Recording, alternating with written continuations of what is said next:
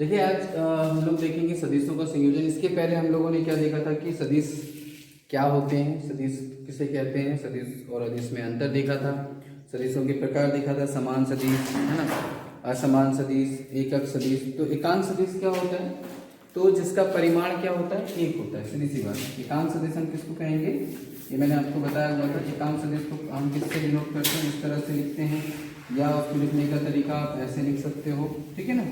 ये बताया था जिसका परिमाण क्या होता है, इसका परिमाण क्या होगा, तो आपको याद रखना है इसका परिमाण एक होता है, एकांक होता है, परिमाण एकांक होता है और एक निश्चित दिशा होती है ना। तो फाइनली हम ये कह सकते हैं कि जो एकांक सदिश है वो हमको क्या देता है, दिशा प्रदान करता है। सिर्फ और सिर्फ हम क्या कह सकते हैं, दिशा प्रदान करता है। और शून्य सदिश, तो जिसका परिमाण क्या होता है, जिसका परिमाण शून्य हो, जिसका परिमाण शून्य हो, जिसके लिए मैंने आपको एग्जांपल दिया था कि प्रारंभिक और अंतिम पद क्या होना चाहिए, एक ही होना चाहिए, जिसका प्रारंभिक और अंतिम बिंदु एक ही हो, है ना। या उसका अपन ऐसे डायरेक्टली लिख सकते हैं कि परिमाण क्या होना चाहिए, शून्य होना चाहिए। तो क्या कहलाएगा, वो शून्य सदिश कहलाएगा। इसको अपन इस तरह से डिनोट कर सकते हैं, शून्य सदिश को, ठीक है ना। तो ऐसा सदिश जिसका परिमाण शून्य होता है ना, दिशा होगी लेकिन उसका परिमाण क्या होगा, शून्य होगा, शून्य सदिश कहलाएगा। और ऐसा सदिश जिसका परिमाण एक हो, दिशा होनी चाहिए, है ना, दिशा होगी लेकिन उसका परिमाण क्या होगा, एकांक होगा, एक होगा, है ना। यदि मैं इसको ऐसे लिखूं, एकांक सदिश का परिमाण निकालूंगा तो क्या मिल जाएगा, 1। उसका परिमाण हमेशा क्या होगा, 1 होगा।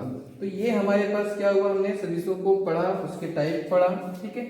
अब मैंने आपको ये भी बता दिया था कि सदिशों का जो समकोणिक सदिश होते हैं, समकोणिक मतलब मैंने आपको बताया था 3 एक्सिस बता दिया था, है ना।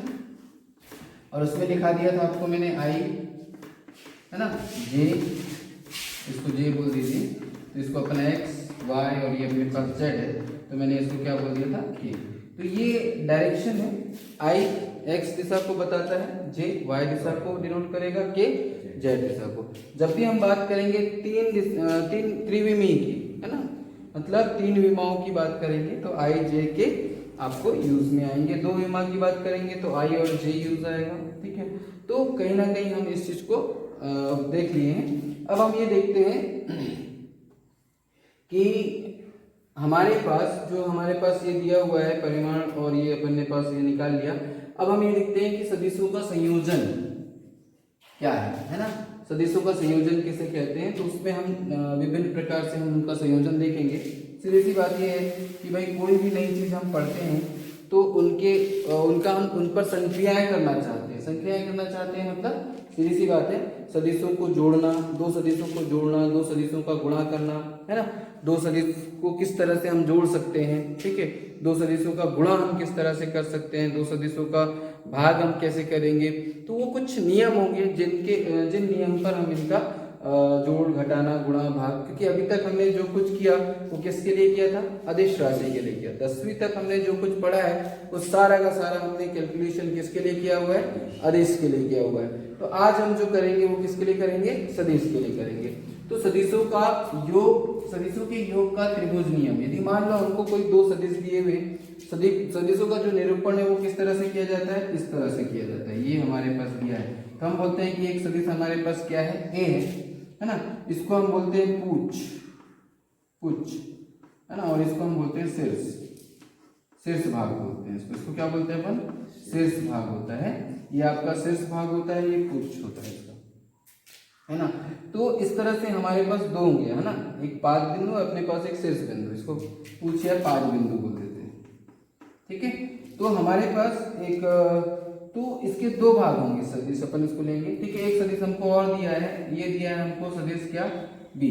अब सदिशों का त्रिभुज नियम क्या कहता है कि यदि 2 सदिश परिमाण एवं दिशा में त्रिभुज की 2 क्रमागत भुजाओं को निरूपित करें, मतलब हम क्या करते हैं, ये हमको जो 2 आर्बिट्ररी जो 2 सदिश दिए हुए हैं, हम क्या करते हैं उनको एक क्रमागत रूप, मतलब हम क्या करते हैं, इसका जो शीर्ष है और इसका जो पाद बिंदु है ना, इसको अपन टैल बोलते हैं ना, इंग्लिश में इसको टैल बोल देंगे, ठीक है। और ये हमारे पास क्या हो जाएगा, तो ये टैल हो गया और ये हेड हो गया, इसका टैल और ये हेड होता है, ठीक। तो हमने क्या किया कि एक सदिश का जो अपने पास हेड है, हेड पॉइंट है, उसके टैल से, दूसरे सदिश के टैल से हम इसको ऐड कर देते हैं। मतलब हमने इसको किस तरह से किया, ये देखो ये हो गया और इसको हमने ऐसे कर दिया, ये हो गया हमारे पास ए, और इस तरह से हमने देखो यहाँ दो सदिश हैं और हमने क्या किया उनका उसकी दिशा और परिमाण, मतलब इसके शीर्ष से इसके पूंछ को हमने क्या किया, यह हम पुच्छल पॉइंट बोलेंगे, पुच्छल बिंदु बोलते हैं, या फिर हम इसको पाद बिंदु बोलते हैं। तो एक सदिश के शीर्ष बिंदु से दूसरे सदिश के पाद बिंदु को हमने मिला दिया और दोनों को इस तरह से हमने व्यवस्थित कर दिया। ठीक है, तो क्या बोलता है निरूपित करें तो तीसरी भुजा विपरीत दिशा में परिणामी सदिश प्रदर्शित करती है। मतलब जो तीसरी भुजा होगी, ये देखो ये जो सदिश होगी, मतलब यहाँ पर ये जो जुड़ेगा, हमने ये जो तीसरा सदिश लिया है वो हमको क्या प्रदान करेगा, तो हमको ये प्रदान करेगा सदिश a प्लस b। इस तरह से हमारे पास जो रिजल्टेंट मिलेगा, इसका जो रिजल्ट मिलेगा, सदिशों का योग क्या मिलेगा, एक सदिश ही मिलेगा। दो सदिशों का योग क्या होगा, एक सदिश ही मिलेगा। तो इस तरह से हम इसका रिजल्ट देखेंगे तो इसका रिजल्ट हमको क्या मिल जाएगा, सदिश a प्लस सदिश b। तो ये हमारा क्या होगा, सदिश का त्रिभुज नियम। ठीक है, इसमें हम क्या करते हैं, हमको कोई भी दो सदिश दिया जाएगा और दोनों सदिश कैसे होंगे, दोनों सदिशों का हम क्या करेंगे, इस तरह से संयोजन करेंगे। ठीक है, तो ये क्या कहलाएगा आपका सदिशों का त्रिभुज। जो क्या कर रहा है, त्रिभुज का निर्माण कर रहा है। त्रिभुज का निर्माण करने के साथ साथ भाई इसकी दिशा देखो, सदिश ए की दिशा किधर, ये हो गई, सदिश बी की दिशा किधर है, इधर, और जो परिणामी सदिश है वो हमको किस में दिशा मिल रही है, ये दिशा में मिल रही है। तो इस तरह से हमारे पास क्या हो रहा है, सदिशों का जो परिमाण मिलेगा वो हमको क्या मिलेगा, दोनों सदिशों का योग मिलेगा। परिणामी सदिश क्या होगी, आर। ये इस तरह से हमारे पास क्या होगा, सदिशों का त्रिभुज नियम। ठीक है, चलिए इसके बाद हम क्या देखेंगे, तो इसके बाद देखेंगे हम सदिशों के योग का चतुर्भुज नियम। सदिशों के योग का चतुर्भुज नियम, ये बहुत इंपॉर्टेंट है, एग्जाम पॉइंट ऑफ व्यू से भी बहुत ज्यादा इंपॉर्टेंट है ना, याद रखिएगा ये। समांतर चतुर्भुज के योग का यार, है ना, समांतर चतुर्भुज सदिशों के चतुर्भुज नियम, या इसको अपन क्या लिख सकते हैं, समांतर चतुर्भुज, ऐसे लिख देता हूं, समांतर चतुर्भुज के योग, समांतर चतुर्भुज योग, समांतर चतुर्भुज के योग का सदिशों के समांतर, हाँ, सदिशों के समांतर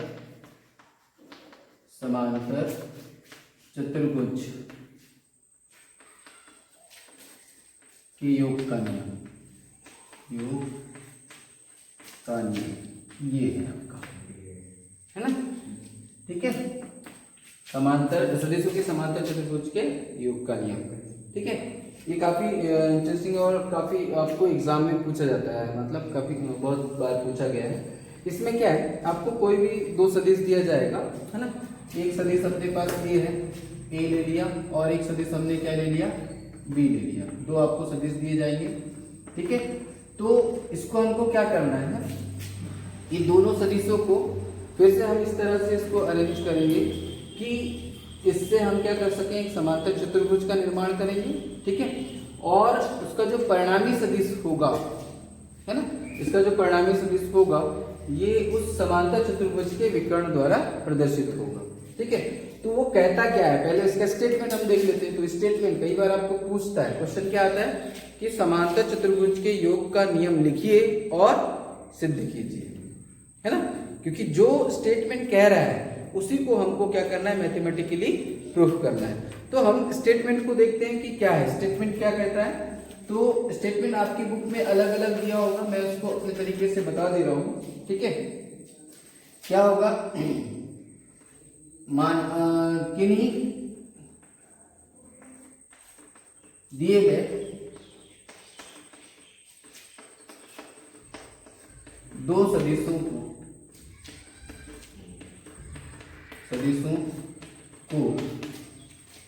समांतर चतुर्भुज की आसन्न भुजाओं, दो आसन्न भुजाओं के रूप में निरूपित किया जाए, रूप में निरूपित किया जाए तो परिणामी सदिश,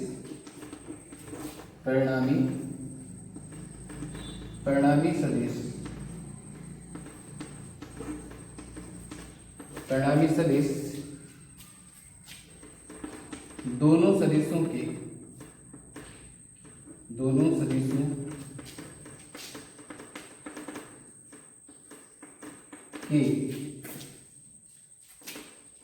कटान बिंदु से, दोनों सदिशों के कटान बिंदु से होकर जाने वाले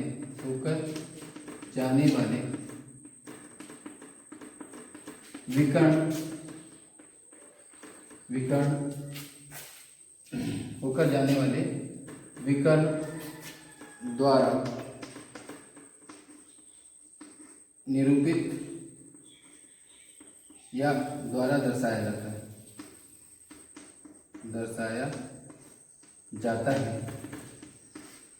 है या प्राप्त होता है। आप दर्शाया जाता है लिख सकते हैं, या है ना विकर्ण द्वारा प्राप्त होता है, ऐसा भी लिख सकते हैं, आपकी मर्जी है, आप जैसा लिखें, है ना।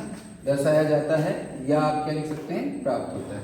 ठीक है, मतलब उसका कहना यह है कि हमको कोई भी दो सदिश दे दिए जाए और उसको यदि हम समांतर चतुर्भुज की दो आसन्न भुजाओं के रूप में निरूपित कर दें, तो जो उसका विकर्ण होगा, जो कहां से होकर जाएगा, दोनों सदिशों के परिणामी सदिश जो होगा दोनों सदिशों के कटान बिंदु से। मतलब ये कि यदि हमारे पास दो सदिश हैं, जैसे मान लीजिए मैंने एक ले लिया ए, है ना, और इसको मैंने ले लिया बी, है ना, ये सदिश ए ले लिया, ये सदिश बी ले लिया। ठीक है, और हमने इसको इस तरह से निरूपित किया और मैंने एक समांतर चतुर्भुज का निर्माण किया। जितना भी इधर है मैंने क्या किया, एक और ऐसे समांतर, इसके समानांतर मैंने इसे और अपन ने बना दिया लाइन। ठीक है, रेखा खींच दी। ठीक है, मुझे क्या करना है, एक समांतर चतुर्भुज का निर्माण करना है, तो ये इस तरह से, तो ये इसका परिमाण इसके परिमाण के बराबर होगा। ये दोनों की दिशा कैसी है, सेम है। हमने यहाँ पे क्या बन गया, एक समांतर चतुर्भुज बन गया, है ना। और ये हमने क्या किया, दोनों सदिशों को इस समांतर चतुर्भुज के आसन्न भुजाओं के रूप में, आसन्न भुजा मतलब ये जो भुजाएं, देखो हमने इस तरह से ऐसी जो भुजाएं अपने पास होती हैं उनको हम क्या बोलते हैं, आसन्न भुजाएं। ए और बी दो हमारे पास सदिश हैं, उनको हमने एक समांतर चतुर्भुज के आसन्न। अब इन दोनों का जो कटान बिंदु है, इसको मैं मान लेता हूँ ए, इस कटान बिंदु से होकर जाने वाला जो विकर्ण होगा, ये विकर्ण होगा, ये इसके क्या करेगा, परिणामी सदिश को निरूपित करेगा, दर्शाएगा, या परिणामी, इससे इस विकर्ण द्वारा हमको क्या मिलेगा, परिणामी सदिश मिलेगा। किसका, इस समांतर चतुर्भुज के नियम से। ठीक है, तो ये समझ में आ रहा है। तो ये आर की गणना हमको करनी है कि ये आर क्या होगा। तो ये आर की गणना करने के लिए देखिए यहाँ पर ये जो त्रिभुज अपन लेते हैं, ये त्रिभुज ऐसा नहीं है कि ये तो समकोण हो, है ना, या हमारे पास कोई, तो इसके लिए कोई ऐसा कोई पर्टिकुलर मेथड तो हमारे पास नहीं है। तो हम क्या करते हैं, इसको निकालने के लिए एक कुछ कंस्ट्रक्शन हम करेंगे। क्या करेंगे, कुछ कंस्ट्रक्शन करेंगे, और उस कंस्ट्रक्शन के थ्रू हम क्या करने का कोशिश करेंगे, आर को निकालने का प्रयास करेंगे। ठीक है, तो आसन्न भुजाएं समझ में आ गई, इस तरह से हम दर्शाएंगे। विकर्ण क्या होगा, इस तरह से हम लिखेंगे। तो ये स्टेटमेंट आपको लिखना है। ठीक है, ये आपको याद होना चाहिए स्टेटमेंट। ठीक है, उसके बाद हम इसकी गणना करने के लिए क्या क्या करते हैं और कौन कौन सा कंस्ट्रक्शन करते हैं, आगे देखते हैं। चलिए देखते हैं। ठीक है, तो दो सदिश हमको दिए जाएंगे। कौन कौन से सदिश दिए जाएंगे हमारे पास, तो स्टेटमेंट आप लोग लिख लेंगे वीडियो पॉज करके। ठीक है, और अपन देखते हैं यहाँ पर। तो देखिए यहाँ पर मैंने ले लिया दो सदिश ले लिया, कोई भी ऐसे दो सदिश ले लीजिए। अपन ने ले लिया यहाँ पर मैंने एक सदिश ये लिया और एक सदिश ये ले लिया। ठीक, ये एक सदिश हमने क्या ले लिया, तो हम इसको ले लेते हैं ए और इसको ले लेते हैं बी, सदिश बी। ठीक है, दो हमने सदिश ले लिया। ठीक, इसके समानांतर मैंने यहाँ पर एक रेखा खींचा जो किसके समानांतर है, बी के समानांतर और बी के बराबर मैंने ले लिया। इसी तरह से हमने जो ए है, इसको ए को हमने ऐसे ले लिया ये इस तरह से ये a के बराबर है और a का परिमाण भी बराबर है। इसको हम आगे बढ़ा देते हैं। कंस्ट्रक्शन देखो, अब कंस्ट्रक्शन में हम क्या करेंगे, हमको निकालना क्या है, ये r निकालना है। क्या निकालना है हमको, ये परिणामी सदिश निकालना है, ये r। ठीक, इसको निकालने के लिए हम क्या चाहते हैं कि इस r के मान को निकालने के लिए या तो ये समकोण त्रिभुज में बन जाए, तो हम क्या करते हैं, इसको थोड़ा सा आगे बढ़ा देते हैं। मैं नाम दे देता हूँ यहाँ पर a b c और ये हमारे पास क्या है d। इस तरह से हमने नाम दे दिया। ठीक, अब यहाँ पर देखिए हमने क्या किया, इसको थोड़ा सा आगे बढ़ा दिया है ना, और यहाँ से हमने क्या किया, ये लंब खींच दिया। ठीक, हमने क्या काम किया, इस ए बी को हमने थोड़ा आगे बढ़ा करके, ठीक है, हमने सी से एक लंब खींचा, किस पर, ए बी पर लंब खींचा। क्या हो जाएगा ये, तो हमने बोला सी ई, एक लंब खींचा। ठीक है, तो हमने यहाँ पे रचना क्या की, तो रचना हमने क्या किया, तो रचना में आप लिख सकते हैं सी ई लंब खींचा। किस पर लंब खींचा, तो हम बोलेंगे ए बी पर। ए बी देखा है, ए बी को आगे बढ़ाया हमने, तो हमने क्या किया, ए बी पर लंब खींचा। ठीक है, तो यहाँ पर हमारे पास इसकी देखो एक बात और, ये जो हमारे पास ए और बी ये हमने जो रखा, इसका जो पूरा कोण है इसको हम क्या मानकर चलते हैं, थीटा। क्या मानकर चलते हैं, थीटा। ठीक है, यदि ये थीटा है ए और बी के बीच, देखो सदिश ए, ये सदिश ए है और ये सदिश बी है, इन दोनों के बीच का कोण कितना है, टोटल हमने क्या लेके चला है, थीटा। तो ऑब्वियसली ये वाला कोण भी कितना होगा, थीटा होगा कि नहीं होगा भाई। देखो ये यहां से कोई भी आप लाइन खींच दीजिए ऐसे, ठीक है, सबका एंगल कैसा होगा, बराबर। क्यों, क्योंकि ये क्या कहलाते हैं, कौन से कोण कहलाते हैं, 9th क्लास में पढ़े हम लोगों ने, 9th क्लास में हमने पढ़ा है ये कोण क्या कहलाते हैं, संगत कोण। क्या कहलाते हैं, संगत कोण। तो देखो ये वाला कोण और ये वाला कोण कैसे होगा, इक्वल होगा। हमको मालूम है, क्या मालूम है, कोण मालूम है और एक भुजा मालूम है, तो बाकी चीजें हम निकाल सकते हैं कि निकाल सकते हैं, हाँ निकाल सकते हैं। ठीक है, तो हम ये चाहते हैं, अब हम क्या करना चाहते हैं, देखो पहले थोड़ा ध्यान दें, हमको क्या मिल गया, जैसे ही हमने ये लंब खींचा, लंब का मतलब क्या होता है, लंब का मतलब ये 90 डिग्री पर होता है, मतलब ये कितने अंश का बन गया, 90 अंश का बन गया। तो देखिए अब हमारे पास त्रिभुज हम कौन सा ले लेते हैं, देखिए इसमें हमको क्या मिल जाएगा, आर हम निकाल सकते हैं। कैसे निकाल सकते हैं, तो यहाँ पर देखो समकोण त्रिभुज, अब समकोण त्रिभुज, कौन सा समकोण त्रिभुज बन रहा है बताओ, समकोण त्रिभुज दो बन रहे हैं यहाँ पर, ए सी ई एक समकोण त्रिभुज बना और बी सी ई एक समकोण त्रिभुज बन रहा है। तो हम कौन सा ले रहे हैं, क्योंकि मुझे निकालना क्या है, आर निकालना है। ठीक है, हमको क्या निकालना है, आर निकालना है। हम ये चाहते हैं कि ये आर हमको मिल जाए, तो हम क्या करते हैं कि ए सी ई समकोण त्रिभुज कौन सा ले रहे हैं, ए सी ई में कौन सा हम लगा लेते हैं, तो हमको मालूम है पाइथागोरस प्रमेय, यही तो लगाते हैं, निकालना होता है। और पाइथागोरस प्रमेय क्या कहता है, तो इस समकोण त्रिभुज में क्या होगा, कर्ण का वर्ग अन्य दो भुजाओं के वर्गों के योगफल के बराबर होता है। तो कर्ण का वर्ग, कर्ण क्या है, आर, इसका वर्ग निकाल देते हैं। ठीक है, और हमारे पास क्या है, तो देखो याद रखना बेटा, सदिश का जो वर्ग होगा वो क्या होगा, तो अपन इसका परिमाणी का बात करते हैं, अपन परिणामी निकालते हैं। ठीक है, क्या निकाल रहे हैं अपन, केवल परिमाणी निकालते हैं। ठीक है, क्या निकाल रहे हैं, केवल परिमाण निकालते हैं। ठीक है, तो हम यहाँ पर क्या कर रहे हैं, तो देखो यहाँ पर क्या हो जाएगा, आर का वर्ग, बताओ यहाँ पर किसका वर्ग होगा, आर वर्ग बराबर, या इसको मैं ऐसे लिख सकता हूँ ना, ए सी का स्क्वायर, ऐसे लिख दो, कर्ण का वर्ग ये हो जाएगा ए का वर्ग, धन क्या हो जाएगा, सी ई का वर्ग। ठीक है, तो चलो ए सी क्या है हमारे पास, तो हमने कहा कि ए सी क्या है, आर है।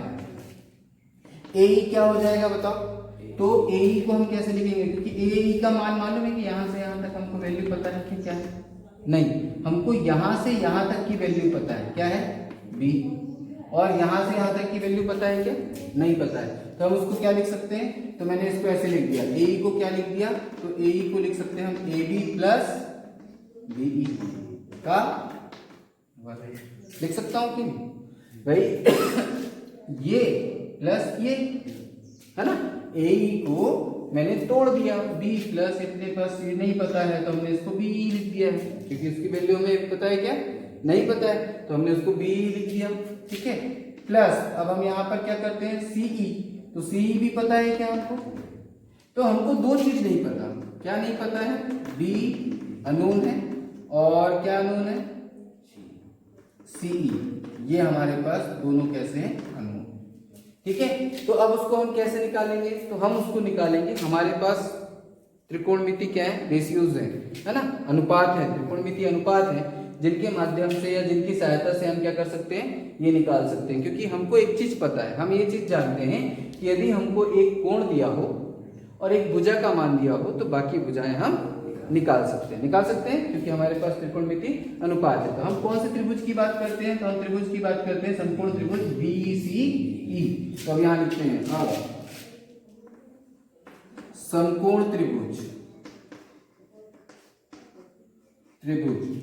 BCE में, ठीक है, समकोण त्रिभुज BCE में क्या हो जाएगा, अपन लिखते हैं, चलिए अपन को मालूम है ये A है, ठीक है, क्योंकि A के बराबर ही हमने यहाँ पर कंस्ट्रक्शन में किया, ठीक।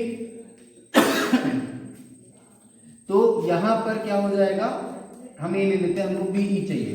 तो मैंने आपसे कहा था अज्ञात बटे ज्ञात, हमेशा याद रखना, ये आपको क्या दे देगा, एंगल दे देगा, मतलब रेशियो बता देगा। अज्ञात क्या है हमारे पास, BE, ठीक है, ज्ञात क्या है हमारे पास, BC। तो बताइए ये क्या हो जाएगा, देखो ये आधार, क्योंकि कोण के सामने वाली भुजा क्या होती है, लंब होती है, तो ये आधार बटे कर्ण, क्या हुआ ये आधार बटे कर्ण, और आधार बटे कर्ण क्या होता है, कॉस थीटा, ठीक है, क्या हुआ, कॉस थीटा। तो हमारे पास BE का वैल्यू कितना है, BE का वैल्यू नहीं पता हमको, वही तो निकालना है, ठीक है। BC पता है क्या है, A, और ये क्या हो जाएगा हमारे पास, कॉस थीटा। तो क्या हो जाएगा, BE इज इक्वल टू क्या हुआ, A कॉस थीटा हो गया कि नहीं हो गया। तो अब हम क्या लिख सकते हैं, BE की वैल्यू हमने क्या लिख दिया, A कॉस थीटा। हाँ, इट में भी ये ध्यान दीजिएगा कि आपकी बुक में हो सकता है इसको B दिखाया हो, इसको A दिखाया हो, तो आपको डरने की या घबराने की आवश्यकता नहीं है, ठीक है, आएगा वही जो आना है, ठीक है। तो आपको टेंशन लेने की जरूरत नहीं है। यदि आप इसको A लेते हैं तो यहाँ पर, सॉरी, इसको आप A लेते हैं, इसको B लेते हैं, तो यहाँ पे B cos थीटा आ जाएगा, ठीक है ना। सो आपने अभी B लिया है, इसको A लिया है, इसको B लिया है, तो उस हिसाब से आप ऐसे ही बनाएंगे, क्लियर। इसी तरह से हम क्या ले लेंगे भाई, हमको क्या निकालना है, B निकल गया, ABE की वैल्यू निकल गई। अब हम किसकी वैल्यू निकालेंगे, CE की। तो फिर वैसे ही करेंगे, अज्ञात बटे ज्ञात, तो मैं डायरेक्ट लिख देता हूँ CE बटे क्या हो जाएगा, देखो ये CE बटे हमको ज्ञात क्या है, BC, तो वही क्या हो जाएगा, लंब बटे कर्ण हो गया। लंब बटे कर्ण क्या होता है, साइन थीटा। थीटा क्यों लिख रहे हैं, क्योंकि बीच में कोण मैंने क्या माना है, थीटा माना है, इसलिए हम उसको क्या ले रहे हैं, थीटा ले रहे हैं, ठीक है। तो देखिए यहाँ पे क्या हो जाएगा, तो हम लिखेंगे CE बराबर, देखो इस BC का गुणा इसके साथ कर देता हूँ, तो CE बराबर क्या हो जाएगा हमारे पास, BC का मान क्या है, A साइन थीटा।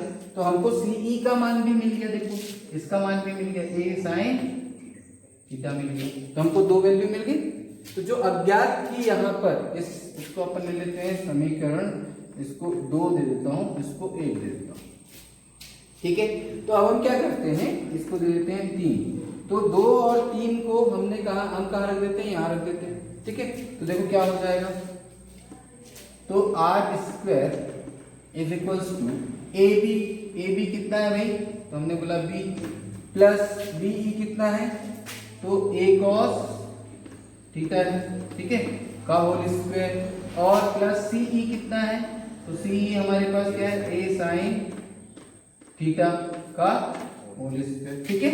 तो ये देखो जब इसको हम निकालेंगे तो क्या हो जाएगा, तो हम बोलेंगे B square plus A square cos square theta, A धन B का वर्ग, फॉर्मूला A वर्ग धन B वर्ग धन 2AB, होता है कि नहीं होता।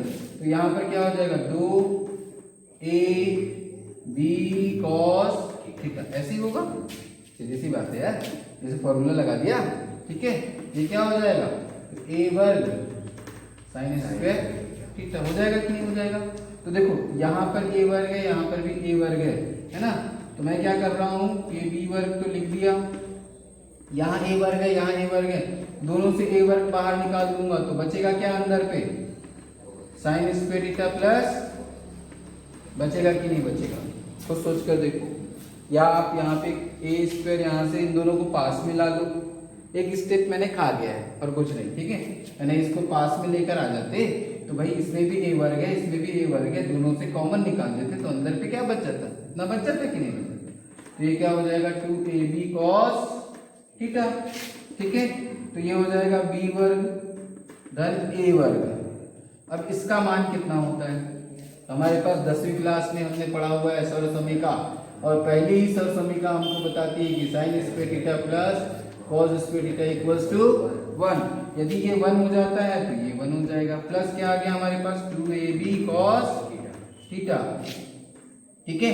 अब देखिए ये हमको मिल गया आर स्क्वायर, ये आर स्क्वायर बराबर मैं क्या लिख सकता हूँ यहाँ पर, तो देखो इसको ऐसे लिख सकता हूँ A square plus B square plus 2ab cos theta, ऐसे लिख लिए। तो अब यहाँ पर r बराबर क्या हो जाएगा, तो रिजल्टेंट हमारा क्या आ जाएगा देखो, तो रिजल्टेंट हमारा आ जाएगा root A square plus B square plus 2ab cos theta, ये हमारा रिजल्टेंट आ गया। अब यदि इसको सदिश रूप में दिखाना चाहें तो आप दिखा सकते हो, या फिर तो परिमाण है तो सदिश रूप दिखाने की जरूरत नहीं है, आप उसको ऐसे भी लिख सकते हैं। तो इस तरह से हम क्या करेंगे, r को कैलकुलेट करेंगे। तो ये हमको क्या दे रहा है, परिणामी है ना, इसका परिमाण दे रहा है, ये क्या दे रहा है हमको, परिमाण दे रहा है। चाहे सदिश तो सदिश के रूप में भी हम इसको लिख सकते हैं, ठीक है। तो हमारे पास परिमाणी जो परिणामी सदिश है वो हम कैसे निकालेंगे, इस तरह से निकालेंगे, ठीक है। तो देखो ये जो परिमाण है उसका हम किस तरह से, इस तरह से, जैसे अभी हमने त्रिभुज नियम में देखा था तो उसमें परिमाण हमने कैसे निकाला था, अभी देखा था हमने, ठीक है। वैसे ही हमारे पास समांतर त्रिभुज नियम है तो उसमें परिमाण हम इस तरह से निकालेंगे। अब एक बात ये पूछता है कि ठीक है ये तो परिमाण हो गया क्या, है ना, इसका इन दोनों सदिशों का क्या हो गया, परिणामी सदिश जो हो गया वो ये हो गया, ठीक। यदि सदिश रूप में चाहेंगे तो आप इसको ऐसे दिखा सकते हैं, है ना। तो परिणामी सदिश हमको क्या मिल गया, ये मिल गया, ठीक। अब हमको देखना है कि इसकी दिशा क्या होगी, मतलब कितने एंगल पर ये झुका है, ये जो सदिश है ये कितने एंगल पर झुका हुआ है, इसकी दिशा क्या होगी। वो दिशा निकालने के लिए मुझे क्या निकालना पड़ेगा, ये वाला एंगल। तो इस एंगल को मैं क्या मानकर रखता हूँ, मान लीजिए मैंने क्या माना, अल्फा मान लिया, इस एंगल को क्या मान लिया मैंने, अल्फा। तो वो मुझे निकालना है, ठीक है। तो उसकी दिशा निकालने के लिए खैर इसको आप नोट कर लेंगे, ठीक है, हो जाएगा ये। तो अपन देखते हैं आगे परिमाण कैसे निकालेंगे, समझ में आ गया। अब हमको चूंकि सदिश निकालना है तो हम क्या निकालेंगे, उसकी दिशा भी निकालेंगे। तो दिशा निकालने के लिए हमको क्या निकालना पड़ेगा, ये एंगल बताना पड़ेगा कि ये जो परिमाण जो है इसका परिणामी जो सदिश है वो कितने एंगल पर झुका हुआ है, ये कोण निकालना है। तो जब भी हम कोण निकालते हैं, ठीक है, तो हम क्या करते हैं, लंब बटे आधार tan थीटा की बात करते हैं, सीधे सीधे अल्फा। स्लोप निकालते हैं ना, तो स्लोप कैसे निकालते हैं, tan थीटा से, हम पढ़ चुके हैं ये ना, 10th क्लास में जानते हैं हम। 10th क्लास में क्या जानते थे, m बराबर tan थीटा लिखते थे, याद करो, लिखते थे कि नहीं लिखते थे। तो वही चीज यहाँ पर भी है, मैथ्स वाले बहुत अच्छे से जानते होंगे, मैथ्स वाले और इसको पढ़ेंगे, जो सरल रेखा है उसमें इसको पढ़ेंगे वो लोग, ठीक है। तो खैर अभी जान लीजिए कि tan अल्फा तो क्या होता है, लंब बटे आधार। लंब कितना है, a sin थीटा, आधार क्या है, तो हम बोलेंगे b plus a cos theta. आप ऐसे सदिश रूप में तो अल्फा इज इक्वल टू क्या लिख सकते हैं, तो यहाँ पर आप इसको tan को इधर डाल लीजिए, तो क्या हो जाएगा, ये tan इनवर्स आपका ये हो जाएगा। तो ये आपको क्या बता रहा है, क्या बता रहा है, ये बता रहा है आपको एंगल, कितने एंगल पर कोण हम ऐसे निकाल सकते हैं कि ये दोनों सदिश आपस में कितने एंगल पर झुके हुए हैं, ये उसकी दिशा को बता रहा है। हम क्या बोलेंगे, उसकी दिशा को। ये हो गया उसका परिमाण, ये परिमाण, और ये क्या बताएगा, उसकी दिशा, कितने कोण पर झुके हुए हैं। परिमाण और दिशा क्या हो जाएगा, परिणामी सदिश। कि दोनों की आवश्यकता होती है हमको, किसके लिए, सदिश के लिए परिमाण भी चाहिए होता है, तो परिमाण हमने ऐसे निकाल लिया, दिशा चाहिए होती है तो दिशा हमने ऐसे निकाल ली। Is that clear? ठीक। तो चलिए अब हम देखते हैं कि कुछ कंडीशंस देखते हैं। कुछ कंडीशंस मतलब ये कि मान लो ये जो सदिश ए है, देखो अभी कैसे है, इस तरह से बना हुआ है, ठीक है, इसको हम ऐसे कम करते हैं, झुकाते हैं। तो मैंने थीटा को क्या किया, कम करते करते करते करते, देखो ये थीटा है ना, इसको हम ऐसे झुकाते हैं, देखो ए को ऐसे ऐसे। अब ए किसके डायरेक्शन में कर दे रहा हूँ, बी के डायरेक्शन में कर दे रहा हूँ, तो थीटा कितना हो जाएगा, कम होते होते होते कितना हो जाएगा, 0 हो जाएगा, है ना। तो ऐसी कुछ कंडीशंस हम देते हैं। एक बार क्या करेंगे, तो ये थीटा को ऐसे करके क्या करेंगे, 90 डिग्री पर कर देते हैं। दोनों कैसे कर देंगे, दोनों को लंबवत कर देंगे, है ना। और दोनों को क्या, अभी क्या करते हैं, समपाती। थीटा 0 का मतलब क्या है, दोनों, ये नोट कर लीजिएगा। अब कंडीशन सकते हैं, विशेष स्थितियां, विशेष परिस्थिति, यहाँ पे लिख देता हूं मैं, विशेष परिस्थिति, विशेष परिस्थिति, परिस्थितियां, विशेष परिस्थिति। पहली, थीटा बराबर क्या हो जाएगा, 0, मतलब दोनों कैसे होंगे, दोनों सदिश, सदिश कैसे होंगे, समपाती होंगे। कैसे होंगे, समपाती होंगे। तब परिणामी सदिश क्या होगा, देखो यहां पर ये थीटा को क्या कर दो, 0 कर दो। चलो थीटा को 0 कर देंगे तो क्या हो जाएगा, देखो a square plus B square plus 2ab cos 0। थीटा की जगह क्या हो जाएगा, cos 0। मुझे बताओ cos 0 का मान कितना होता है, तो आपको तो पता होना चाहिए कितना होता है, 1। इसका मान कितना हो जाएगा, 1। अब मुझे बताना, ठीक है, क्या मिल रहा है तो आप बताएंगे खुद ही। चलो बताओ क्या होगा, 2ab। ये कोई फॉर्मूला है क्या, कौन सा फॉर्मूला है, a प्लस बी का होल स्क्वायर, है कि नहीं, है ना। ये होल स्क्वायर से रूट, तो परिणामी सदिश क्या मिल जाएगा, a प्लस बी, ये मिल जाएगा। देखो तो दोनों सदिश आपस में क्या हो जाएंगे, ऐड हो जाएंगे। Is that clear? ठीक। चलो ये कौन सी स्थिति हुई, जब थीटा क्या होगा, 0 होगा। फिर हम देखते हैं दूसरी स्थिति, देखते हैं हमने क्या किया। अब इसको हम क्या करते हैं, बढ़ाते हैं, है ना। ये जो सदिश, ये जो हमारे पास थीटा था उसको और बढ़ाया बढ़ाया बढ़ाया बढ़ाया। अब क्या कर दिया हमने, तो अभी स्थिति क्या थी, ये पहले वाले में स्थिति, तो ऐसे आप कर लेंगे, ये और ये दूसरी, है ना। तो थीटा बराबर क्या हो जाएगा, 0। ए और बी दोनों एक ही डायरेक्शन में थे। यहाँ पर जो अपन दूसरी स्थिति देख रहे हैं, यहाँ पर क्या हो जाएगा, ये और ये बी, ये हो गया ए। दोनों के बीच एंगल कितना, 90 डिग्री। थीटा कैसा है, हमने बोला 90 डिग्री, ठीक है। थीटा कैसा है, 90 डिग्री पर। तो अब हम बात करते हैं इस परिणामी सदिश की, तो ये कितना होगा। तो देखिए यहाँ पर ऐसे अपन देखें, इसमें डायरेक्ट अपन करते भी हैं, तो यहाँ पर यदि हम देखें तो क्या हो जाएगा, ये क्या हो जाएगा, a। तो हमको मालूम है क्या हो जाएगा भाई, सीधे सीधे ये आना चाहिए, a square plus B square. समकोण त्रिभुज तो ऐसे ही बनता है ना। बात समझ में आई कि नहीं। तो अब देखते हैं इसमें करके आता है या नहीं आता। हमारे पास रिजल्टेंट कितना मिला है भाई, हमने बोला a square plus B square plus 2ab cos 90। अब cos 90 का मान कितना होता है बेटा, होता है कि नहीं होता, सीधी सी बात है। तो आप देखो यहाँ पर क्या मिल जाएगा आपको, a स्क्वायर, ये तो पूरा 0 हो जाएगा पोर्शन, तो क्या मिल जाएगा, a square plus B square. तो ये हमको रिजल्टेंट मिला, है ना। तो उसका परिमाण क्या मिलेगा अपन को, a square plus B square. यदि परिमाण निकालना चाहते हैं किसका, यदि दोनों के बीच एंगल कितना है, 90 अंश का, तो परिमाण होगा। अब हम क्या करते हैं, एक और तीसरी स्थिति देखते हैं। तीसरी स्थिति क्या होती है, देखो क्या होती है, देखिए ये a बढ़ा बढ़ा बढ़ा बढ़ा, कितना हुआ, 90 से और आगे बढ़ाया बढ़ाया बढ़ाया बढ़ाया, अब कितना हो जाएगा, देखो ऐसे बढ़ाते जा रहे हैं, देखो ऐसे ऐसे कितना बढ़ा हुआ, 180। कितना हो गया, 180। दोनों का डायरेक्शन देखो, अभी इसकी दिशा ये थी, ये अब ऐसे हो गई, तो दोनों की दिशा कैसे हो गई, विपरीत हो गई ना। मतलब ए की बी की डायरेक्शन ये हो गई और ये किसकी डायरेक्शन हो गई, ए की। तो दोनों कैसे हो गए, विपरीत हो गए।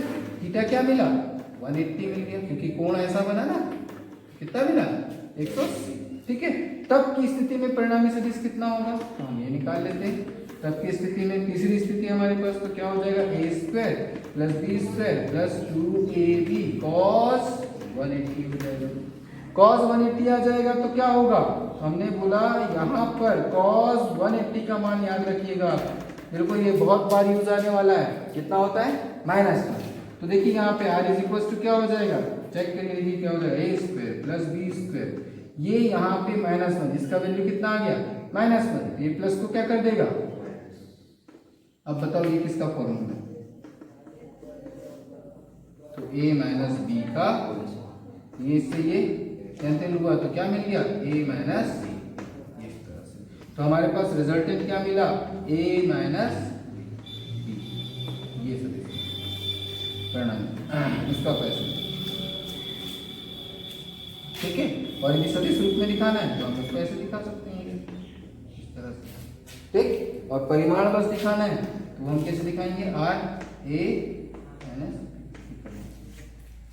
ठीक है, तो इस तरह से हम क्या कर सकते हैं, क्या है ये तीनों कंडीशंस आपको पूछा जा सकता है कि दोनों सदिश संपाती होंगे तो क्या परिणामी सदिश क्या होगा, दोनों सदिश यदि विपरीत होते हैं तब उनकी स्थिति क्या आएगी। तो यहाँ पे आप लिख सकते हो, यहाँ पर क्या लिखेंगे, समकोण पर, दोनों सदिश कैसे, समकोण पर। तो शब्दों में भी आप लिख सकते हो, यहाँ संपाती, यहाँ पर क्या लिखिए, विपरीत हुए, विपरीत सदिश, है ना, तब उनका परिणामी क्या होगा, इस तरह से आप लिख सकते हैं। तो ये कंडीशन है, कुछ स्पेशल स्थितियां हैं। ठीक है, इसके पश्चात हम देखेंगे सदिशों का बहुभुज नियम। ठीक है, तो चलिए इसको नोट कर लीजिएगा। ये है सदिशों के योग का जो तीसरा हम पढ़ने वाले हैं, बहुभुज नियम। यदि दो या दो से अधिक सदिश परिमाण एवं दिशा में एक भुजा, एक बहुभुज की क्रमागत भुजाओं को निरूपित करें तो बहुभुज की अंतिम भुजा विपरीत दिशा में परिणामी सदिश को प्रदर्शित करती है। जैसे अपन ने वो देखा ना त्रिभुज नियम, है ना, तो वैसे ही सेम प्रोसेस है। उसमें क्या होता है, देखो हमारे पास दो सदिश दिया हुआ है, मान लो हमको ए और बी हमको दिया हुआ है, हमारे पास एक से अधिक सदिश है, दो नहीं एक से अधिक सदिश है। मान लो हमने एक सदिश इस तरह से दिया, तो एक के पाद बिंदु को दूसरे के शीर्ष बिंदु से जोड़ते हैं, तो ये इसका अपने पास क्या है, शीर्ष बिंदु से इसके पाद बिंदु को हमने जोड़ा, इसके बी से। तो हमारे पास जो परिणामी होगा वो क्या होगा, इसका जानते हैं क्या होगा, ये a प्लस बी, ये कहाँ से हमने निकाला, तो सदिशों के त्रिभुज नियम से हमने निकाला। ठीक है, मतलब यदि हम यहाँ पर लेते हैं तो देखो इसको मैं नाम दे रहा हूँ ना, a b और ये c, तो हम यहाँ पर क्या लिखते हैं, ए सी लिख रहे हैं। ए सी क्या है, हमारा परिणामी है। A C is equal to क्या होगा, A B plus B C. इसको देखो एक शॉर्टकट ट्रिक बता रहा हूँ, ये बी से बी कैंसिल कर देना, जो बचेगा उसको यहाँ लिखना। ठीक, अब एक नया सदिश हमारे पास इंट्रोड्यूस होता है, सी डी। क्या होता है, सी डी, हमने इसको नाम दिया सी। तो जो इसका परिणामी होगा वो क्या हो जाएगा, ये हो जाएगा कि हो जाएगा। तो ये क्या होगा, देखो यहाँ पर मैं क्या बोल रहा हूँ, इसको सी, ये सी है और इसको हमने नाम दे दिया डी। तो हमारे पास क्या हो जाएगा, वो ए डी निकालेंगे अपन। ठीक है, तो हमारे पास क्या आएगा, देखो ए बी,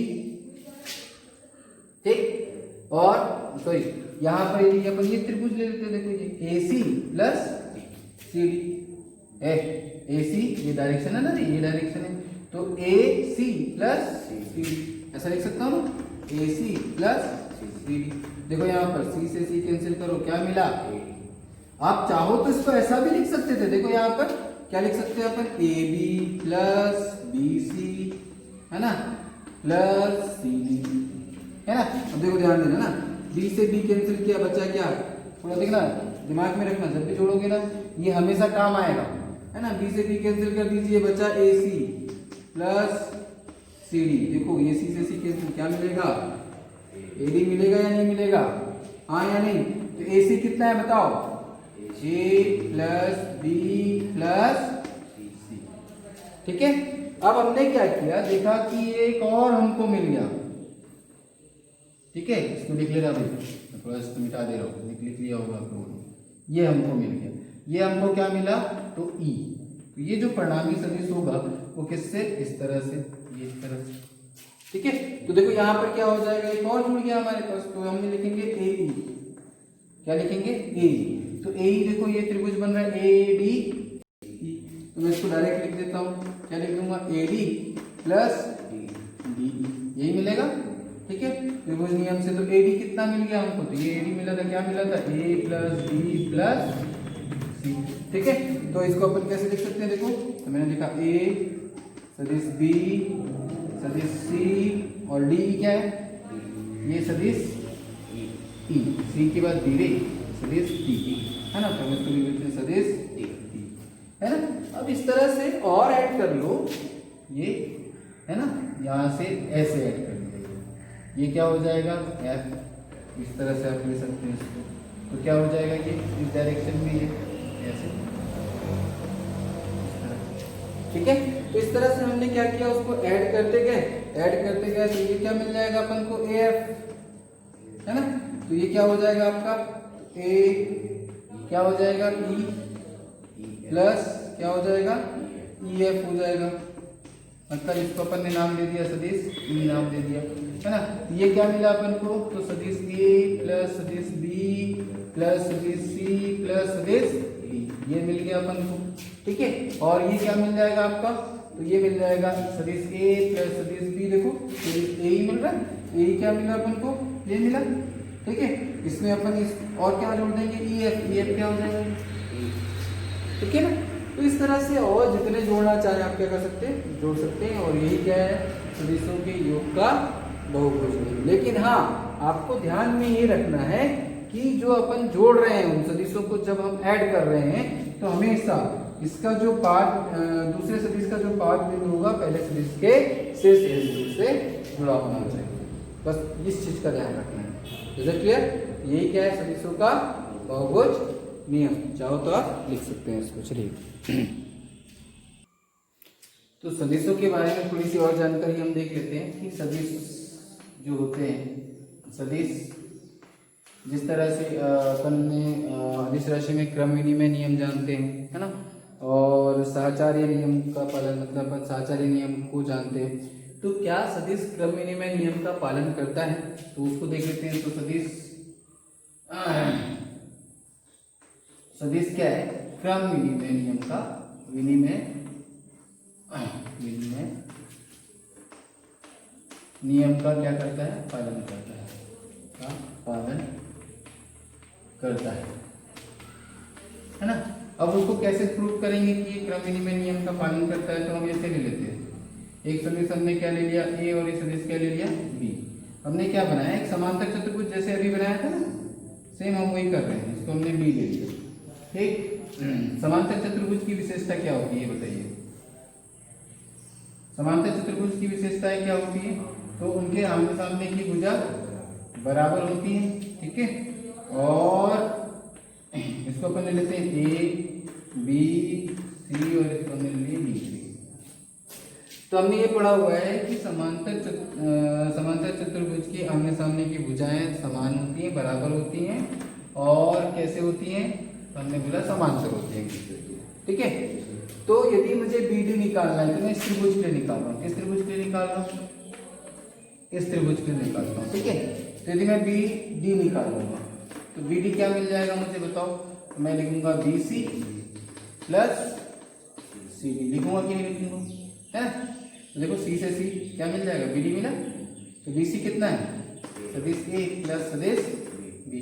अब यदि मैं इस त्रिभुज के लिए निकालूं तो ये वाले त्रिभुज के लिए क्या निकालूंगा, बी डी, वही त्रिभुज नियम से, है ना, त्रिभुज नियम से निकालूंगा बी डी, तो क्या मिल जाएगा, देखो बी डी यहाँ पर, तो बी ए बी, ऐसे लिखूंगा, तो देखो ये सॉरी ए डी, ठीक है ना, देखो ये से, ठीक। तो क्या मिल जाएगा हमको, सदिश बी प्लस सदिश ए, ये दोनों सदिश कैसे हैं, देखो बी डी ए बी है, तो मैं क्या लिख सकता हूँ इन दोनों को, ए प्लस बी, और इसको क्या लिख सकता हूँ, बी प्लस ए, मतलब यह क्या कर रहा है, क्रम विनिमय नियम का पालन करता है। इस तरह से आप उसको क्या कर सकते हैं, प्रूफ कर सकते हैं। इसी तरह से सदिश क्या करता है, तो हमने बोला साहचर्य नियम का पालन करता है। साहचर्य नियम क्या कहलाता है, तो साहचर्य नियम का नियम प्रदर्शित करता है, साचार्य नियम प्रदर्शित, पालन की जगह क्या प्रदर्शित करता है, यहाँ पे पालन की जगह क्या साचार्य क्रम विनिमय नियम प्रदर्शित करता है, सीधी सी बात है ना भाई। हमको ये देखना पड़ेगा कि भाई ये जो हमारे पास जो सदिश है ना, अभी तो हमने क्या किया प्लस योग का ही कर रहे हैं जितना काम कर रहे हैं, ठीक है। तो योग के लिए ये क्रम विनिमय नियम का पालन कर रहा है, ठीक है, और साचार्य नियम को प्रदर्शित करता है। कैसे साचार्य नियम को प्रदर्शित करता है, तो हम कैसे लिखते हैं उसके लिए बेटा, तो सदिश a plus B plus C is equal to यदि अपन क्या लिखते हैं, तो सदिश a यहाँ पे हमने इसको क्या लिख दिया b प्लस सी, इस तरह से। तो इसको भी हम क्या कर सकते हैं, ऐसी कोई मतलब डायग्राम बना करके इसको प्रूफ किया जा सकता है, यदि आप बोलोगे तो इसको भी हम कर देंगे, ठीक है। बट आपको ये पता होना चाहिए कि यह साचार्य नियम को भी प्रदर्शित करता है और प्रमेय, क्योंकि हम जब भी कैलकुलेशन, जब भी हम बात करते हैं किसी भी नए राशि की, तो हमको उसके बारे में कि वो किन किन संक्रियाओं पर अमल कर रहा है, किन किन कौन कौन सी संक्रियाएं हम उसमें कर सकते हैं, किन किन संक्रियाओं का वो पालन करता है। तो हमने ये देखा भी क्रम विनिमय नियम, साचार्य नियम। अब इसमें क्या इसका सब्सट्रैक्शन हो सकता है, घटाना हो सकता है, तो हमने बोला हाँ क्यों नहीं हो सकता, घटाना भी हो सकता है। तो उसके लिए कैसे हम सिद्ध करेंगे बेटा, तो उसके लिए हम क्या करेंगे, थोड़ा सा हम इसमें देखते हैं। देखिए क्या होगा इसके लिए, तो यदि हमने एक सदिश क्या ले लिया, हमने एक सदिश ले लिया a, ठीक है, और ये हमारे पास सदिश क्या है b। हम इसको इस तरह से ऐड कर रहे थे, तो हमको क्या मिल रहा था, प्लस मिल रहा था। अब मैंने क्या किया, b की डायरेक्शन को उल्टी कर दी। हमने क्या किया, b की डायरेक्शन को उल्टी कर दी, तो क्या कर दिया, ये अपने पास a है और ये इसको मैंने ले लिया b, ऐसे। तो ये जो थर्ड होगा, ये जो r होगा, देखो ये a है और ये क्या हो गया p, तो ये जो r होगा वो क्या बताएगा बेटा, तो r हमारे पास क्या हो जाएगा, तो सदिश a, और ये क्या हो जाएगा, मैंने क्या किया, डायरेक्शन उल्टी कर दी, पलटा दिया, तो डायरेक्शन क्या हो जाएगा माइनस, तो क्या हो जाएगा माइनस b। इस तरह से हम क्या कर सकते हैं, सदिश का माइनस कर सकते हैं, सदिशों का घटाना हो सकता है, ठीक है। बस हमको क्या करना पड़ेगा, डायरेक्शन को उल्टी करनी है। b की डायरेक्शन क्या होगी, दिशा उल्टी। इस तरह से सदिशों का क्या होगा, हमारा घटाना भी हो सकता है, ठीक है। तो इसमें हमने क्या किया था, इस तरह से हमने क्रम से लिया हुआ था। अब हमने क्या किया, थोड़ा सा एक चीज भी है, देखो इसका जो हमारे पास शीर्ष बिंदु था, इसके शीर्ष से हमने मिला दिया है ना, तो जो हमने थोड़ा सा क्या उल्टा काम कर दिया, ठीक, तो उससे हमारे पास क्या होगा, सदिशों का घटा, ठीक है। तो इस तरह से हम क्या करेंगे, दोनों सदिशों का एडिशन होगा, मल्टीप्लिकेशन। अब इसके बाद हम देखेंगे सदिशों का गुणन, सदिशों का गुणन है ना, और सदिशों का वियोजन भी देखेंगे, सदिशों का वियोजन, ठीक है ना, गुणन भी देखेंगे और सदिशों का वियोजन देखेंगे। तो सदिशों का वियोजन, तो वो चीजें हम नेक्स्ट वीडियो में देखेंगे। आज के हम लोगों का इतना काफी है। नेक्स्ट वीडियो में हम क्या देखेंगे, सदिशों का गुणन और सदिशों का वियोजन। अब उसमें गुणन में भी हम देखेंगे कि क्या ये क्रमचय नियम, क्रम विनिमय नियम का पालन करता है या साचार्य नियम का पालन करता है या नहीं करता। सदिशों का वियोजन मतलब एक सदिश को हम क्या करते हैं, ये दो सदिशों में वियोजित कर सकते हैं, दो समकोणिक घटक में बांट सकते हैं। और वो दो समकोणिक घटक हम किस तरह से निकालेंगे, किस तरह से हम उसको कैलकुलेट करेंगे, वो सारी चीजें हम क्या करेंगे, किसमें पढ़ेंगे, सदिशों के वियोजन में पढ़ेंगे। और ये बहुत ज्यादा इंपॉर्टेंट है, ये याद रखिएगा, क्योंकि ये हमेशा आपको काम आएगा, हर जगह आपको यूज में आएगा सदिशों का वियोजन। तो आप बिल्कुल ध्यान से और बहुत अच्छे से इसको करना है, ठीक है, क्योंकि ये हमेशा आप 11th में भी ये बेसिक जो पढ़ रहे हैं, आप क्या पढ़ रहे हैं, बेसिक्स है, ये बेसिक्स को आपको क्लियर रखना है, बहुत अच्छे से करके रखना है, ठीक है। तो ये 11th और 12th का बेस है और ये दोनों में काम आएगा। ये हर जगह मैं आपको बोलूंगा कि ये इसका समकोणिक घटक है ना। फिर एक चीज इसमें कुछ ऐसी चीजें मैं आपको बताऊंगा कि आपको वो चीजें एकदम थंब रूल की तरह याद रखना है, एकदम थंब रूल की तरह याद रखेंगे। यदि दिमाग में वो चीज फिट हो गई तो आप कभी भी गलतियां नहीं करेंगे जब हम सदिशों, जब भी बात आएगी सदिशों के वियोजन की। ठीक है।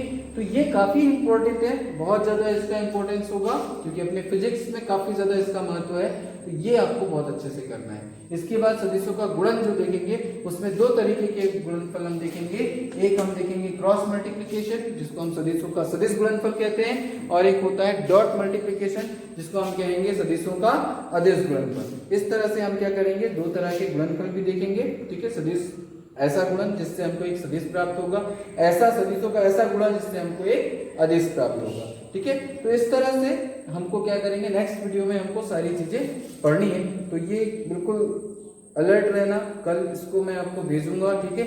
आज जो समझ में नहीं आया है वो मुझे आप जरूर बताएंगे, ठीक है।